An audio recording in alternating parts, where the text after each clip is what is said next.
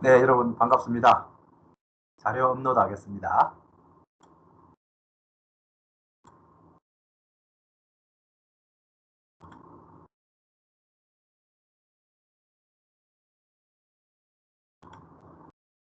네, 유능한 사례관리자, 행복한 사례관리자 되기, 기장군 사례관리자 역량 강화 교육 1부 시작하도록 하겠습니다. 네, 반갑습니다. 저는 인제대학교 사이버국제학과 교수 이영호라고 합니다. 네, 젊을 때 모습입니다. 불과 한 3년 전의 모습이라고 할 수 있습니다. 네, 반갑고요. 저는 학교에서 이러한 과목들을 가르치고 있습니다. 실전기술론, 정신건강론, 정신건강, 사회복지론 학부에서 제가 책을 써서 직접 저자 직강을 하고 있고 학생들에게 좋은 반응을 얻고 있습니다. 저는 여기 이제 양력에도 나와 있지만 부산 백병원 정신보건사회복지사로 한 6년 근무했고요. 백병원에 있기 전에 또 다른 정신과 병원에서 한 7년 정도 근무를 해서 정신보건사회복지사로서 임상 경험이 굉장히 좀 많습니다. 그러한 임상 경험을 바탕으로 인제대학교에 2000년도에 사회복지학과 교수로 와서 현재까지 재직하고 있고요. 그런 관계로 저는 대상관계이론, 교류분석 이론을 토대로 학생들에게 임상 관련 이론과 기술 그리고 다양한 접근 방법들을 프로그램을 가르치고 있습니다. 그래서 사랑의 환상은 이제 배우자 학대의 대상관계론적인 얘기의 번역책이고요. 관계의 미학 T는 교류 분석입니다.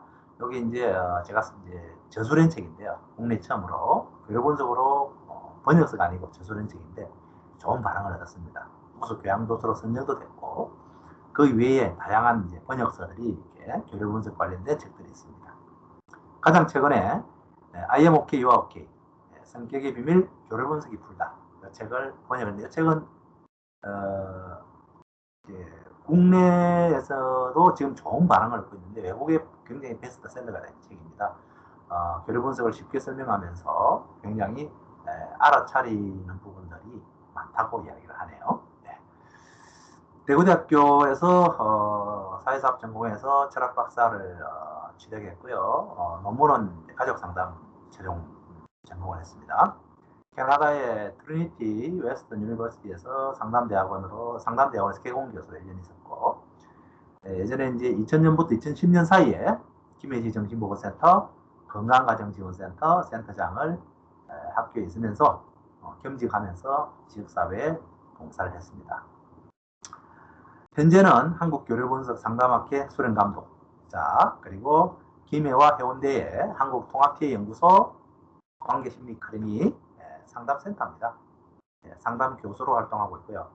김해시 정신건강심리위원회 위원장, 김해시 아동보호 전문기관 사례판정위원회 위원장을 직을 수행하고 있고 여러분하고 만나게 된 계기는 기장군 종합사회복지관 운영자문위원장을 제가 지금 맡고 있습니다. 그래서 기장종합사회복지관의 다양한 사업과 프로그램을 일정 부분 제가 알고 있고 또 사례관리자 여러분들이 열심히 일을 하는 데 있어서 좀 더 도움이 될 수 있지 않겠느냐 이렇게 의뢰가 되어가지고 이번 강의를 맡게 됐습니다. 네.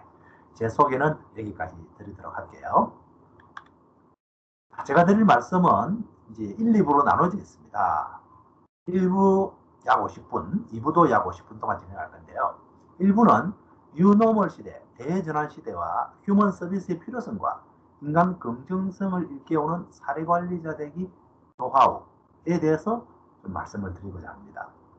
그래서 최근 트렌드를 반영한 차원에서 휴먼 서비스의 필요성 그리고 인간의 긍정성을 일깨우는 사회관리자 되기 노하우를 말씀드릴까 합니다. 2부에서는 뉴노멀 시대 사례관리자의 휴먼 스킬, 공감을 넘어서에 관련된 내용을 말씀드릴 것입니다. 이제 이러한 시절이 있었습니다. 그죠?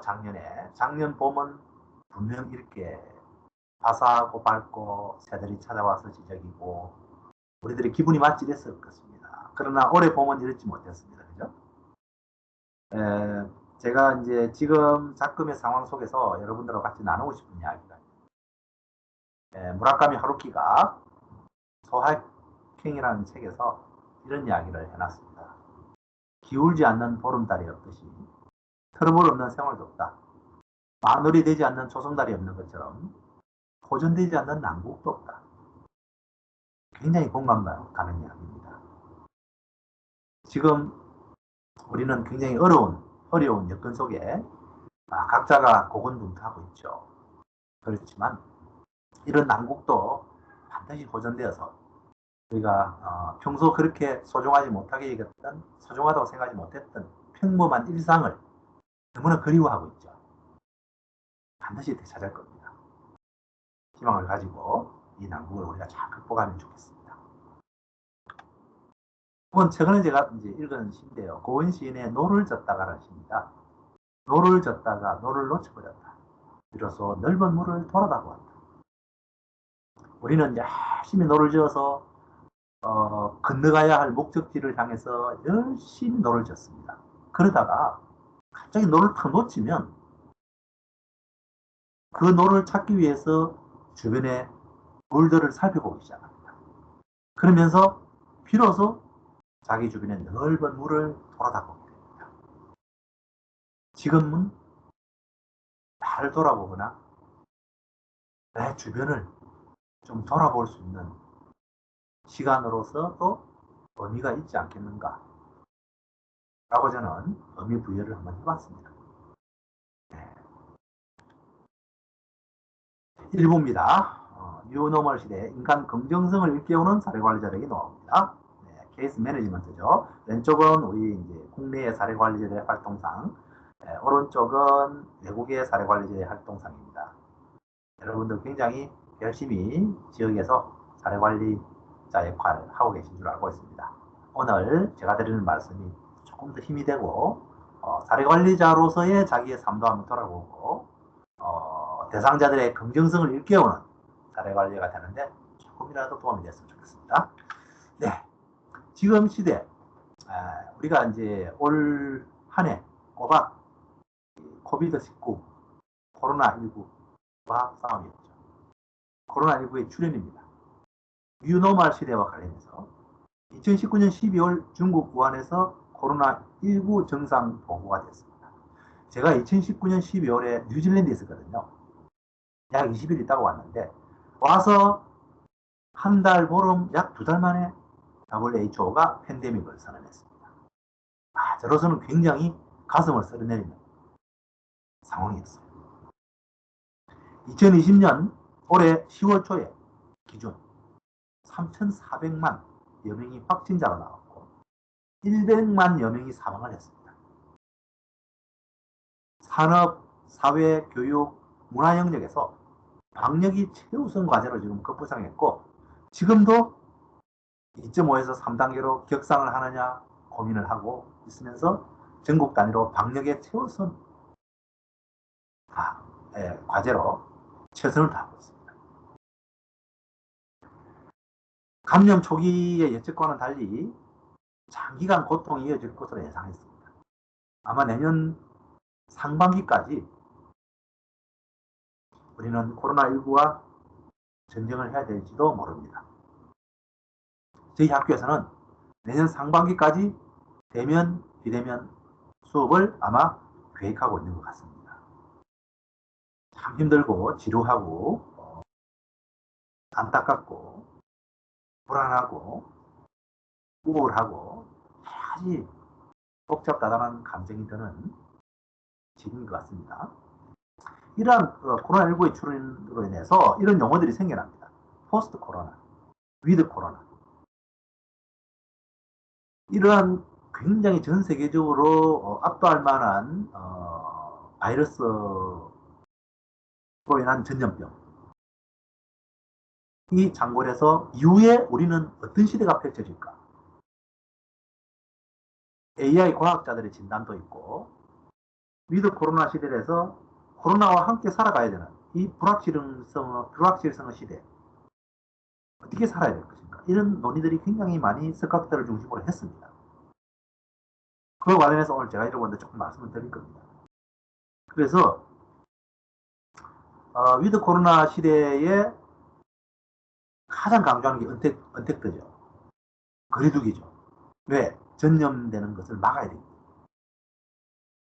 그래서 병원의 처방도 언택트로 받고 다양한 온라인 방식을 통해서 물건을 사고 거리두기를 통해서 접촉을 적게 하려고 무진장 노력하고 있죠.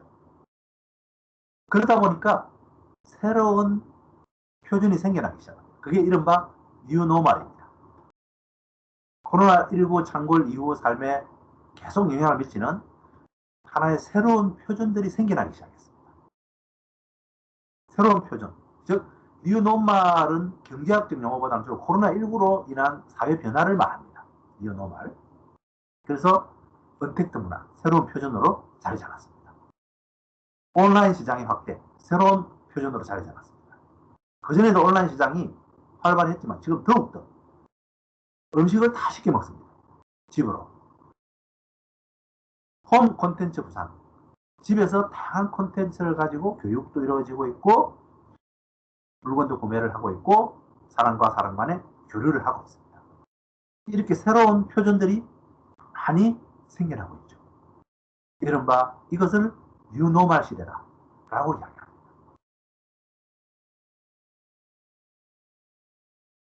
여러분들 그렇게 생각 안 하십니까? 뉴노멀 시대 우리가 지금 살고 있습니다. 코로나19와 소울이 뉴노멀입니다. 새로운 표준들을 우리는 사회가 합의해서 만들고 개인이 만들기도 합니다. 그러다 보니까 21세기가 시작된 이후 자본주의, 내셔널리즘, 민족주의 등은 세계를 이제 이끌 힘을 잃었습니다. 이는 새로운 미래 세력의 등장을 예고하고 있고 미래 예측이 힘들어지면서 불안이 일상이 된 그래서 뭔가 새로운 현상에 대한 표준이 필요한 뉴노멀 시대가 열렸다고 이야기합니다. 그래서 이제는 우리가 뭔가 불안하기 때문에 그 불안을 잠재우기 위해서 새로운 현상에 대한 표준을 자꾸 만들어 나가는 시대가 됐다는 거죠. 이러한 뉴노멀 시대의 특징으로는 어떤 게 있느냐면요. 전통적 선진국 개념이 변화가 일어났습니다. 한번 보십시오. 미국을 비롯해서 유럽, 이 코로나19로 인해서 엄청난 대처의 미성숙한 대처, 선진국으로서 역할을 하지 못하는 것. 오히려 한국이나 대만이나 동양권에서 더 대처를 잘하면서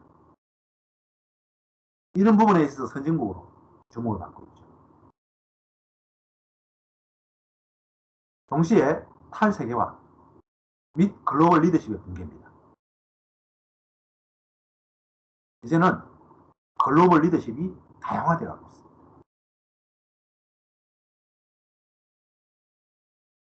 탈세계가 붕괴된 것은 세계가 전 하나로 지금 영향을 주고받는 거죠.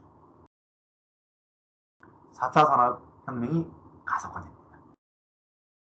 그래서 드론을 통해서 택배를 하고 AI를 통해서 모든 생활 일반이 이루어지고 자율자동차가 나오고 4차 산업혁명이 더욱 가속화돼 나가는 것이 또 뉴노멀 시대의 특징이라고 볼 수 있고 홈코노미의 급부상입니다. 가정 내에서 경제활동을 하는 경제가 이루어지는 소비가 이루어지고 그리고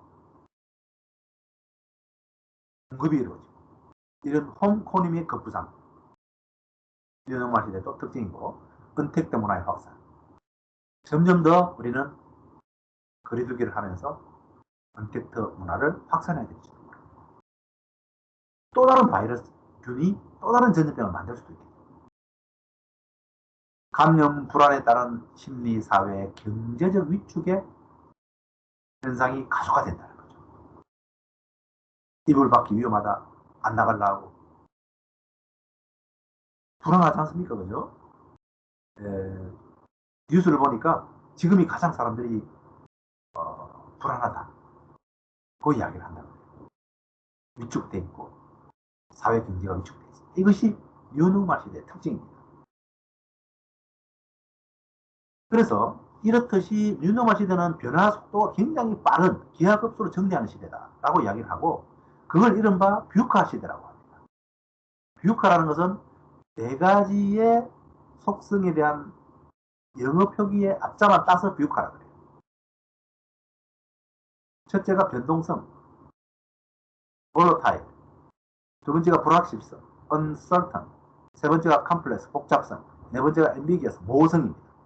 이 네 가지 시대라고 해요. 변동성, 불확실성, 복잡성, 모호성, 뷰카 시대다.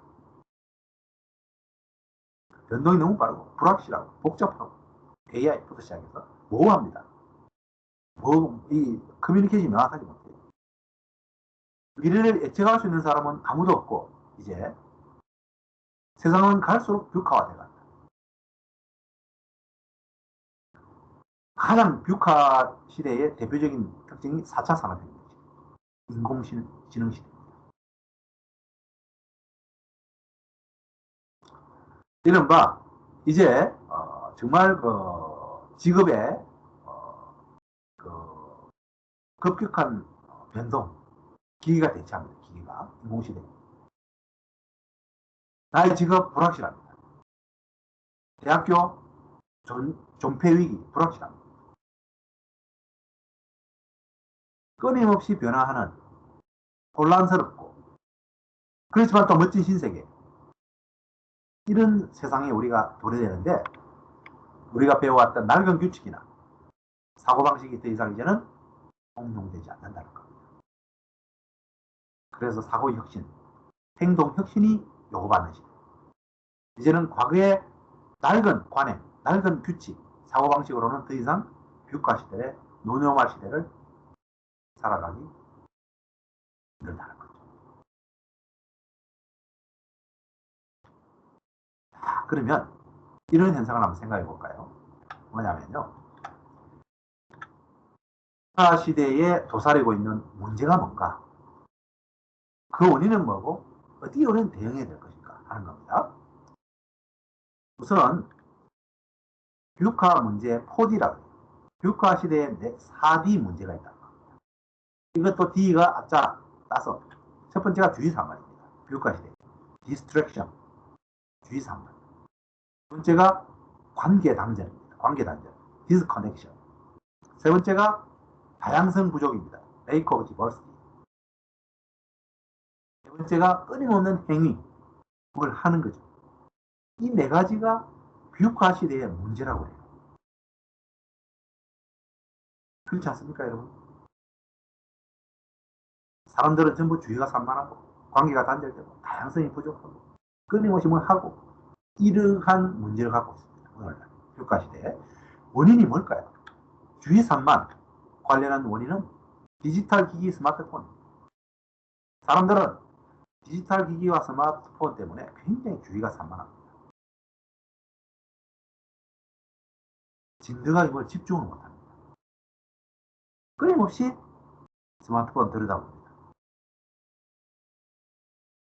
재수업 시간은 스마트폰 전부 꺼서 소리 안 나게 해서 가방에 넣어야 됩니다. 그렇지 않으면 스마트폰 발견되면 초코파이 사서 동료들한테 하나씩 돌려야 됩니다. 학생들이 수업에 집중하도록 합니다. 수업에 집중이 안 됩니다. 계속 스마트폰 들여다보면서 타치하고 있습니다.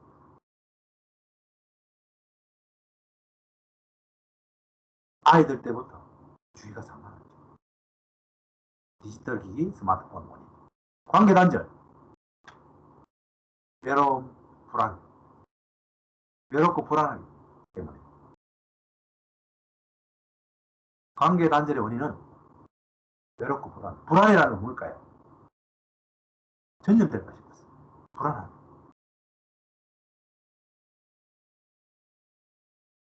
외롭습니다. 외로운데 왜 관계 단절하느냐? 관계를 하면 힘이 납니다. 그래서 관계 단절합니다. 외로워집니다. 외로움은 결과가 되기도 하겠죠. 관계 단절. 다양성 부족. 동족사고 인공지능 때문입니다. 다양성이 부족합니다.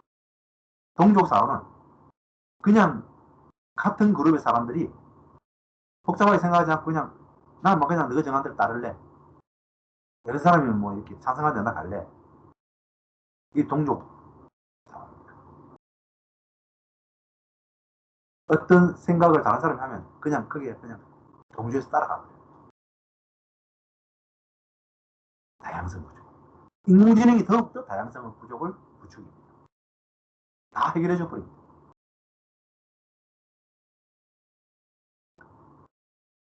끊임없는 행위에 대한 원인은 고립, 이해줍니다. 여러분들은 혼자 고립되어 있다는 공포감 때문에 끊임없이 다른 사람과 온라인상으로 접촉을 시도하고 정보를 받으려 하고 자극을 받으려고 합니다. 이중도 마찬가지입니다. 끊임없이 뭘 하려고 합니다. 시달리죠. 대응은 어떻게 해야 될까요? 자, 디지털 기기 스마트폰이 원인이다. 대응은 교육과 백신입니다. 이렇게 나갑니다. 마음 챙김 명상. 디지털 기기 스마트폰 이제 넣고 마음 챙김 명상을 할 때만이 주의산만 극복할 수 있다고 이야기를 많이 합니다. 집중력이 높아집니다. 세계 유수 기업가들 다 마음 챙김 명상. 외로운 불안, 관계단절 이것은 진정한 우정을 나누고 공동체적 유대감을 살려낸다는 거죠. 이런 역할을 저는 사회관리 역할이 할 수 있는 역할이라고 생각합니다. 동족사고, 인공지능은 공감 능력을 키워야 되고 협력정신, 편견 극복을 통해서 다양성 부족을 극복할 수 있다. 끊임없는 행위, 고립, 공포감, 이중독은 멈춤, 독서와 자성.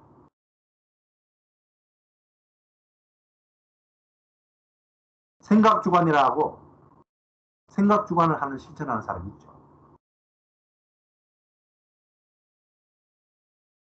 한 달에 일주일을 집에서 독서와 자성차를 합니다. 생각주관이라고 생각합니다. 저녁에 여고 행사 절대 참여합니다. 이러한 이제 육아시대에 도사리고 있는 문제에 대해서 원인과 대응을 살펴봤는데 엘렌 라이트맨, 시간 낭비 예찬을 쓴 엘렌 라이트맨이 이런 이야기를 했습니다. 시간을 들여가면서까지 사방으로 뻗어있는 네트워크와 단절되려는 이유는 정신적 명료함과 침착함을 회복하고 사생활과 고독감을 경험하면서 반성과 사색의 시간을 나에게 선물하기 위함이다. 우리는 라이트맨이 이야기한 것 같이 시간을 들여가면서까지 모든 네트워크와 단절하려고 할 필요가 있죠. 정신적인 명료함, 침착감을 회복하고 사생활 고독감 내가 경험하면서 반성과 사색의 시간을 가져봅니다. 연말에 우리는 그 시간을 꼭 가져보기를 기대해봅니다. 이게 굉장히 중요합니다. 뉴노멀 시대 직업과 휴먼 서비스 제공자의 역할입니다. 리 가이프가 지금 우리가 뉴노멀 시대에 살고 있는데 이 뉴노멀 시대의 직업 어떤 게 사라지고 어떤 게 뜰까? 유지될까? 그거하고 휴먼 서비스 제공자 역할을 제가 연결해 봤습니다. 그래 보니까 리 가이프가 직업의 안전지대가 있더라는 거예요. 직업의 안전지대는 창의성과 전략이 있고 정서지능이 높은 사람들이 갖고 있는 이들이 직업의 안전지대라는 거죠. 자, 한번 볼까요? 가로선이 창의력과 전략이 요구되는 이쪽 왼쪽 최적화는 아주 그냥 기계적으로 맞춰져 있는 이런 거죠. 여기는 그렇지 않고 창의력과 전략이 필요한 것이고 이쪽은 세로는 높은 EQ, IQ가 아닙니다. EQ입니다. 정서지능입니다. 이모셔널 인텔리전스입니다. 낮은 지능 마찬가지입니다.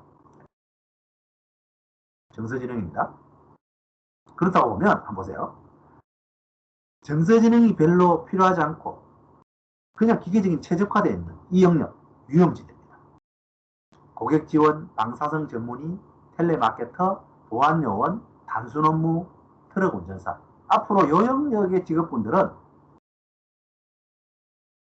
인공지능이 대체하게 됩니다. 굉장히 위험지대죠. 그 다음에 업무가 최적화되어 있지만 좀 높은 정서지능이 필요한 직업군이 이 직업입니다. 인간 베니어라고 해요. 웨딩 플래너, 노인 요양보호사, 의료인, 교사, 여행 가이드, 원격 강사, 뷰티 컨설턴트. 높은 정서지능이 요구되지만 업무는 너무나 단순한 거예요. 최적화되어 있습니다. 이러한 직업군들은 인공지능이 점진적으로 인간의 업무를 대체해 나가는 가능성을 지니고 있죠. 아직까지는 인간이 많이 하고 있지만 인공지능 요소가 많이 들어가 있습니다. 앞으로 인공지능이 이 일을 대체할 가능성이 있는 거라고 보죠. 세 번째, 느린 전개 영역. 여기는 정서지능이 별로 필요하지 않으면서 창의력과 전략을 굉장히 뛰어나게 갖고 있다. 칼럼니스트, 경제전문가, 연구분석가, 과학자, 예술가. 정서지능이 별로 요구되지 않으면서 창의력과 전략이 요구됩니다. 이 직업은 인공지능이 대체하고 있고 인간과 인공지능이 같이 일을 하는 부분으로 반반씩 나눠져 있습니다. 마지막 영역, 창의력과 전략도 있고 높은 정서지능이 있는 이 지역이 안전지대입니다. 안전직업군입니다. CEO 그죠? 기관 운영하는 사람이죠. 조직을 운영하는 사람. 사회복지사. 사회복지사 안에 사회관리자도 포함되겠죠. M&A 전문가, 마케팅 책임자 이런 사람들은 안전지대입니다. 특히 저는 사회복지사에 주목합니다. 휴먼 서비스 제공자들의 역할. AI 시대 4차 산업혁명이 와도 없어지지 않는 직업입니다. 그 이유는 나중에 설명드리겠습니다. 이 부분은 인간과 인공지능이 서로 협업하면서 같이 병존할 수 있는 직업 군이라고 볼 수 있습니다. 공감가지 않습니까, 여러분? 네. 그만큼 정서지능이 중요하다는 겁니다. 창의력과 전략 플러스 정서지능. 휴먼 서비스 전공자들은 이 정서지능이 굉장히 풍부하죠. 거기다가 창의성과 전략을 갖출 때 안전지대에 있는 직업군으로 자리 잡는다는 거죠. 자, 그러면 이런 영역에 있는 인간, 뭐가 필요할까? 휴먼 스킬이 필요합니다. 이러한 사람들한테. 이 안전지대에 있는 직업군에 있는 사람에게 필요한 것이 휴먼 스킬이 필요하다. 휴먼 스킬이 뭐냐? 유노 시대는 휴먼 서비스 제공자들에게 휴먼 스킬, 소프트 스킬의 가치를 인식하게 하고 이를 길러줘야 됩니다. 그래서 사례관리자 여러분들은 휴먼 스킬을 인식하고 그걸 길러야 된다고 저는 강조하고 싶습니다. 자, 그것이 뭐냐? 구글의 프로젝트를 통해서 밝혀진 가장 중요한 미래형 인간의 자질은 공감, 뛰어난 의사소통 스킬이라고 해요. 정서지능이 높은 사람은 자신의 소득을 15%까지 끌어올릴 수 있다. 정서지능은 공감과 뛰어난 의사소통 기술과 맥을 같이 합니다. 인사 담당자들은 기술보다 소프트 스킬을 가진 사람을 원한다는 거죠. 휴먼 스킬, 소프트 스킬. 9가지 미래 자질은 이 인사 담당자들이 요구하는 자질입니다. 향후 우리의 앞으로의 미래 세대는 이런 자질이 필요하다는 거죠. 9가지. 근데 제가 이 9가지를 살펴보니까 휴먼 서비스 제공자, 사례관리자 자질과 매우 부합하다는 겁니다. 한번 살펴볼까요? 여기입니다. 9가지 미래 자질은 첫 번째가 회복 탄력성, 호기심, 융통성, 통찰, 공감, 정서감지, 기업가적 사고, 신념 추구, 마지막으로 비전입니다. 9가지. 이 9가지의 미래 자질, 사례관리 자질하고 비슷하지 않습니까? 회복 탄력성, 사례관리자들 충분히 가지고 있습니다. 호기심 많죠? 케이스에 대해서 뭐가 필요할까? 어떤 서비스가 더 필요할까? 세 번째, 융통성입니다. 경직되지 않고 너무 규범에 얽매이지 않고 다른 전문직과 협업할 때 융통성 있게. 네 번째, 통찰입니다. 내가 어떤 부분이 서비스를 제공하는데 걸림돌이 되는 거야. 내 자신의 어떤 부분이 방해가 되는 거야. 도움이 되는 거야. 통찰, 능력, 공감. 더없이 휴먼 서비스 제공자들이 갖고 있는 또 필요한 능력이죠. 클라이언트와 서비스 대상자들을 공감할 수 있는 것. 정말 중요합니다. 이 공감에 대해서는 2부에 다시 설명드릴 겁니다. 그 다음에 6번째가 정서 감지입니다. 대상자들의 정서를 내가 잘 감지할 수 있는 것. 그것은 라포 형성에도 중요하고 서비스를 지속적으로 제공하면서 그 사람들을 더욱더 긍정적인 존재로 인식하게 하는 데도 필요합니다. 7번째가 기업가적 사고. 이 기업가적 사고는 기관이 이 지역 사회에서 어떻게 존재하며 발전시키며 더불어 갈 건가 하는 사고. 신념 추구. 여러분들은 사례관리자로서 어떤 신념을 가지고 있습니까? 누구나 신념을 가지고 있어야 되겠죠. 9번째, 비전. 나는 어떤 비전을 가지고 있느냐 하는 거죠. 사례관리자로서 비전. 이 9가지 미래자질과 관련해서 제가 휴먼 서비스 조력자들한테는 이러한 속성을 가져야 되겠다 하는 것을 말씀드리고자 합니다. 이 9가지 자질과 관련해서 휴먼 서비스 조력자들이 가져야 되는 특징, 능력이기도 합니다. 첫 번째가 효과적인 직관적 사고, 경쟁보다는 팀 구성원의 참여와 협력, 활발한 의사소통, 배려와 관계를 중시하는 것, 조력자 중심 서비스 마인드와는 달리 클라이언트 중심 서비스적인 마인드, 문제 해결에 대한 창조적인 접근, 이런 부분들이 휴먼 서비스 조력자들이 9가지 미래 자질을 통해서 길러야 될 6가지 라고 할 수 있습니다. 역량이 되겠죠.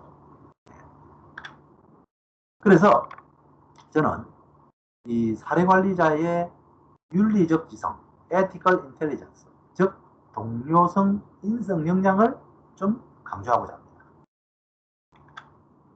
동료성 인성 역량이 뭐냐 하면요, 아무리 똑똑해도 팀워크에 문제가 있으면 구글러가 못 된다는 이야기를 구글의 인사 책임자가 한 이야기.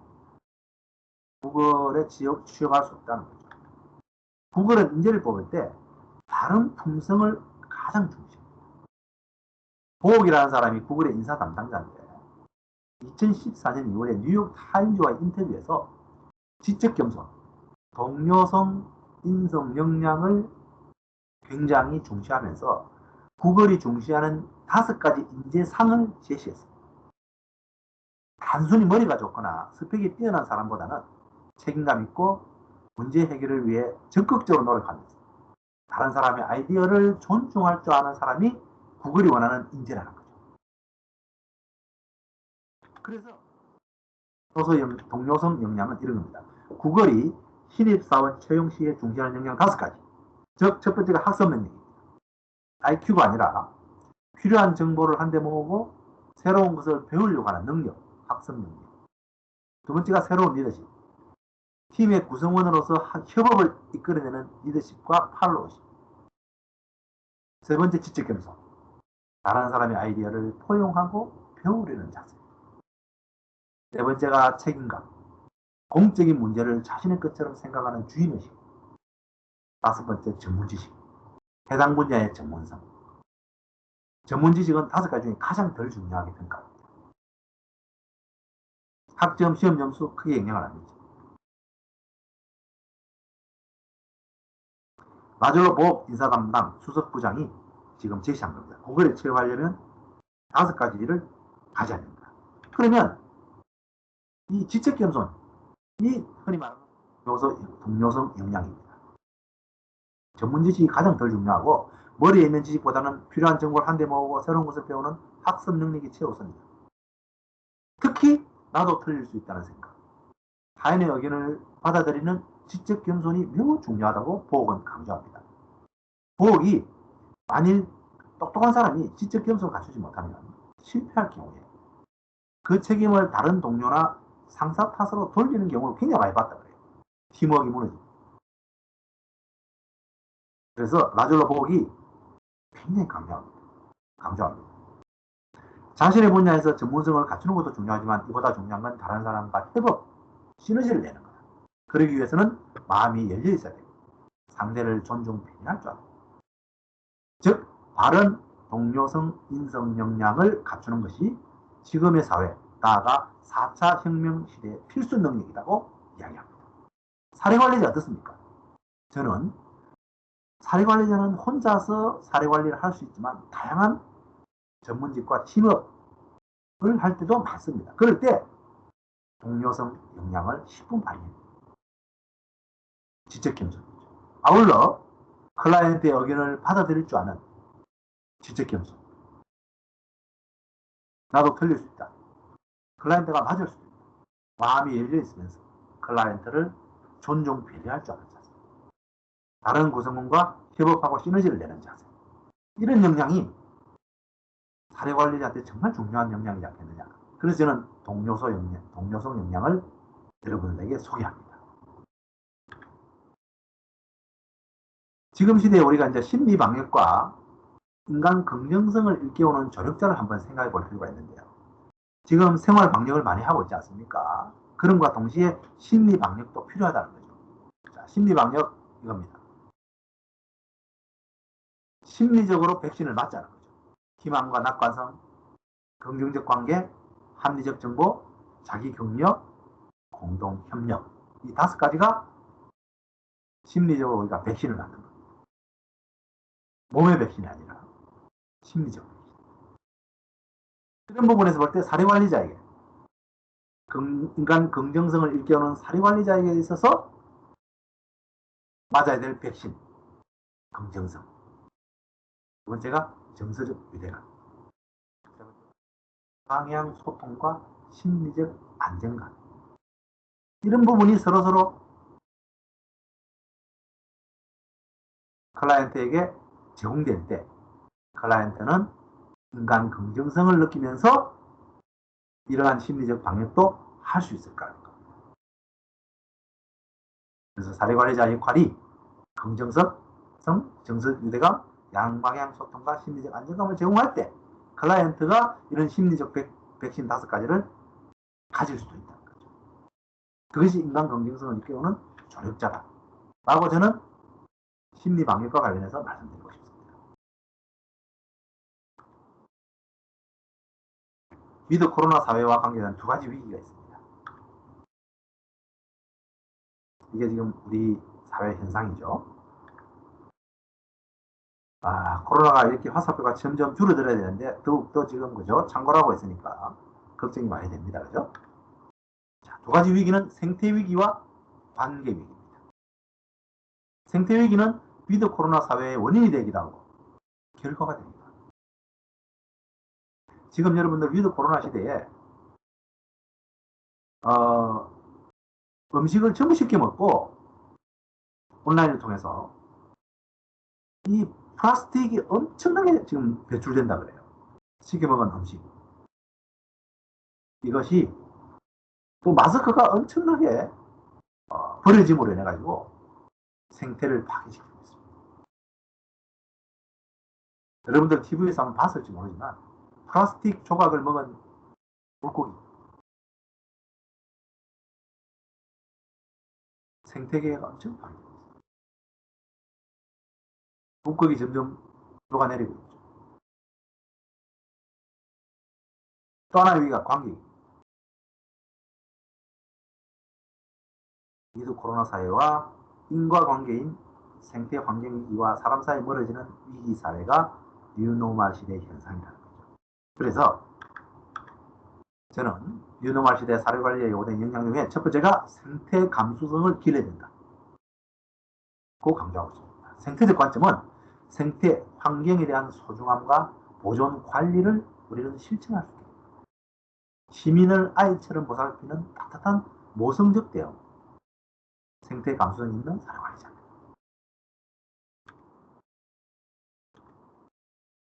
방법은 생태 감수성을 기르는 방법은 여러분 자신 스스로 심과 회복을 잘 해내서 자연을 해치지 않으면서 이루는 겁니다. 소확행 생활을 전환합니다. 작지만 확실한 행복한 생활. 자연을 존중하면서 자연과 함께하면서 생태 감수성을 기르는 겁니다. 생태 관련 학습 모임을 만들고 소확행 생태 실천 사례를 나누고 기후변화, 환경위기를 주민에게 일깨우고 적용 지혜를 나누는 겁니다. 멋진 사례관리 아닙니까? 생태 감수성을 가진 사례관리자. 두 번째가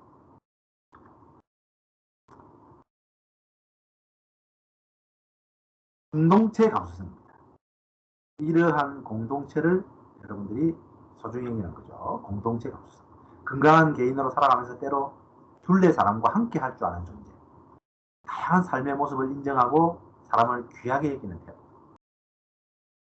공동체 감수성. 방법은, 이걸 기르는 방법은 코로나를 조심해야 하지만 너무 조심하면 비급해 보입니다. 조심은 하되 비급해 보이지 않도록 어울려 살아가는 지혜로운 사회관리자가 되자. 이것이 공동체 감수성을 가진 사회관리자라고 저는 생각합니다. 다양한 현장 사람과 다양한 형식으로 어울리는 인간적인 면모, 이런 활동은 현장 복지 감수성도 높게 합니다. 방역 철저히 하고 마스크 철저히 끼고 신체 접종은 안 하지만 만나려고 하는 자세.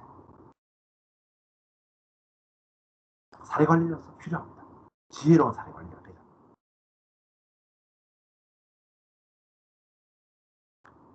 세 번째가 기술 감각입니다. 충분한 대면 상황이 제한받는 경우가 많죠. 지금과 같이. 그럴 때 시간 비용 효율성을 감안해서 시대의 흐름에 뒤처지지 않는 온라인 활동 기술들을 익히고 이를 주민과 지역사회에서 응용할 수 있는 역량을 갖추자. 뉴노멀 시대 사회관리자에 요구되는 역량입니다.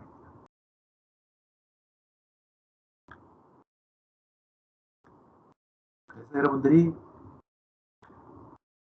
다양한 온라인 소통 방법을 익힐 필요가 있다. 줌을 활용하거나 다양한 온라인 소통 방법을 익혀서 소통해야 됩니다. 그러기 위해서는 학습 활동을 하고 꾸준히 노력을 해야 됩니다. 클라이언트에게 가르쳐 주기다. 이걸 통해서 사회 관리합니다. 이런 역량이 필요하다는 거죠. 세 가지가 제가 말씀드린 뉴노멀 시대에 사회 관리자에게 필요한 역량이다. 생태 감수성, 그죠? 두 번째,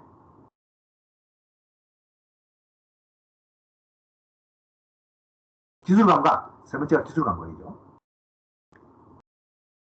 네, 두 번째는 제가 저도 지금 공동체 감수성입니다. 그죠? 잠시 착각했는데요. 공동체 감수성. 세 번째가 기술 감각이죠.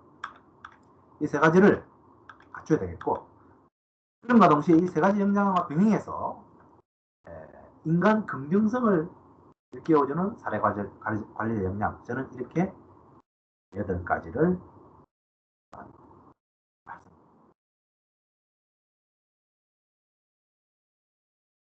첫 번째가 현장 민생 중심 실천과 성실과 전문성을 갖춘 현장 민생 중심 사회관리자 역량. 두 번째가 책임감, 말과 행동 책임, 은행일치 하는 사회관리자. 인내와 헌신, 배려와 이타성 등목을 실행하는 사회관리자. 오만에 취하지 않는 겸손을 가진 사회관리자. 정보에 대한 투명성을 실천하는 사회관리자. 주민을 위해 최선을 다하는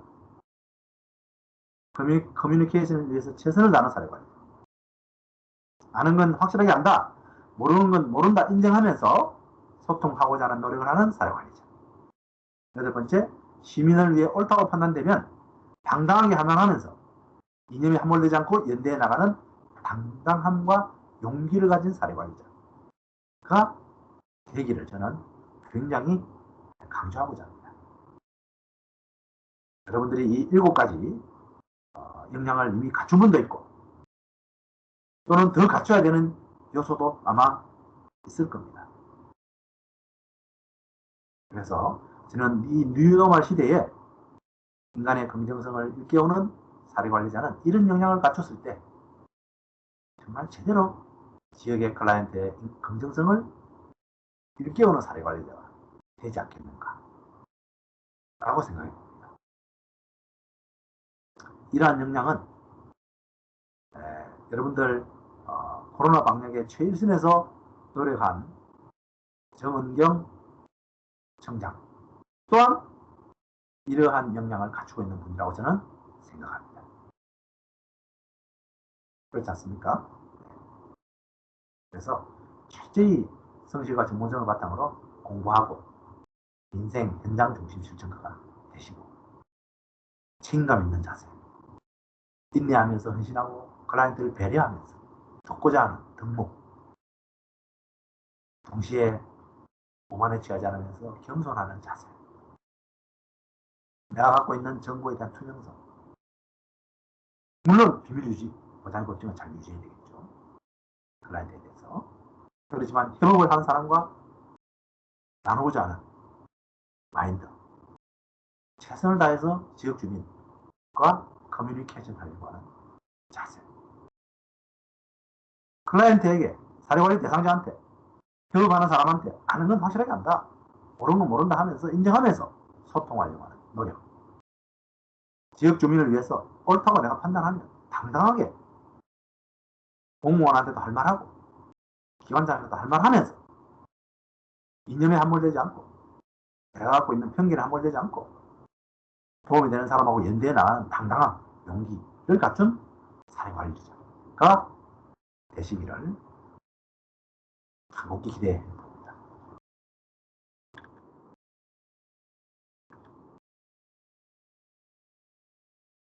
말씀드린 정리한 거 8가지입니다.